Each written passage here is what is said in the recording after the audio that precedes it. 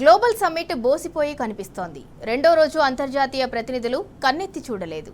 రేవంత్ సర్కార్ మాత్రం ప్రతిష్టాత్మకంగా చేపడుతున్నామని బిల్డప్ ఇస్తోంది.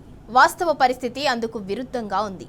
ఫ్యూచర్ సిటీలో కనీసం రహదారులు కూడా సరిగ్గా లేవు. ఇంకా మరింత సమాచారం మా ప్రతినిధి యాసర్ అందిస్తారు.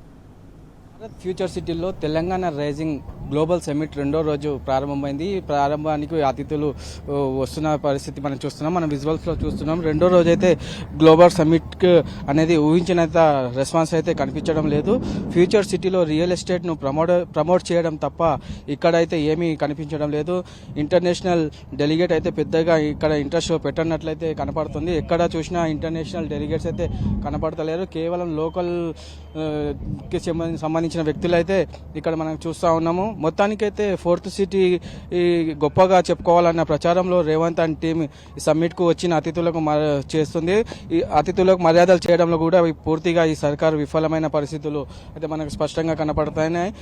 మొత్తాన్ని చూసుకున్నట్లయితే ప్రపంచవ్యాప్తంగా పెట్టుబడులను ఆకర్షిస్తున్నామంటూ కాంగ్రెస్ ప్రభుత్వం అట్టహాసంగా నిర్వహిస్తున్న ఈ గ్లోబల్ సమ్మిట్కు రెస్పాన్స్ అయితే అంతగా లేదు. మనం విజువల్స్లో చూస్తున్నాము. మరి ముఖ్యంగా చెప్పాలంటే పెట్టుబడులను ఆకర్షించడం అంటే హైదరాబాద్ అభివృద్ధి అయితే చూపెట్టకుండా అయితే ఓపెన్ ప్లేస్లో పెద్ద పెద్ద గూడారాలు టెంట్లు ఏర్పాటు చేసి అయితే ఈ సదస్సు నిర్వహిస్తున్నారు.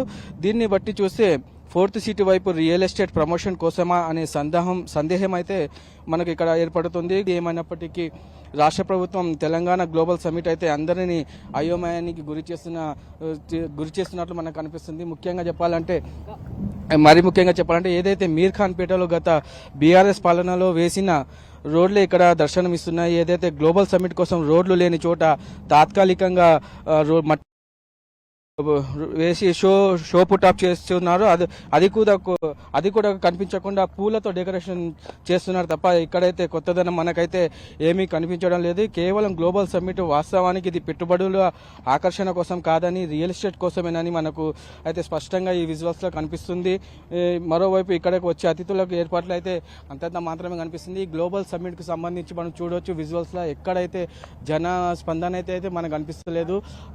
కేవలం పోలీసులు మాత్రం కనిపిస్తున్న పరిస్థితి అయితే మనం చూస్తున్నాం. మనం పెద్ద పెద్ద డేరాలు ఏర్పాటు చేసిన పరిస్థితి ఇక్కడ కనబడుతుంది. ఎక్కడ చూసినా తెలంగాణ రైజింగ్ గ్లోబల్ సమ్మిట్ అనే 3D ఫ్లెక్సీలు ఏర్పాటు చేశారు. 3D స్క్రీన్లు ఏర్పాటు చేసి ఇక్కడ జస్ట్ షో పుట్అప్ చేసిన పరిస్థితులు అయితే కనిపిస్తుంది. మొత్తానికైతే గ్లోబల్ సమ్మిట్కి అయితే ప్రజాస్పందన అయితే కనిపించడం లేదు. ఏది ఏమైనట్టయితే ఇది ఈ గ్లోబల్ సమ్మిట్ అనేది కేవలం ప్రజాధనం వృధా తప్ప ఇక్కడ ఏమీ లేదు. గ్లోబల్ సమ్మిట్ కేవలం రేవంత్ రెడ్డి సర్కార్ తన రియల్ ఎస్టేట్ కోసమే చేస్తున్నట్లయితే మనకి ఇక్కడ స్పష్టంగా కనపడుతుంది. కేవలం 10 కోట్లలో ఈ సమ్మిట్కు 100 కోట్ల ప్రజాధనం వృధా చేస్తున్న సందేహం అయితే మనకి ఇక్కడ కనిపిస్తుంది. వీడియో జర్నలిస్ట్ అరవింద్తో యాసర్ టీ న్యూస్ హైదరాబాద్.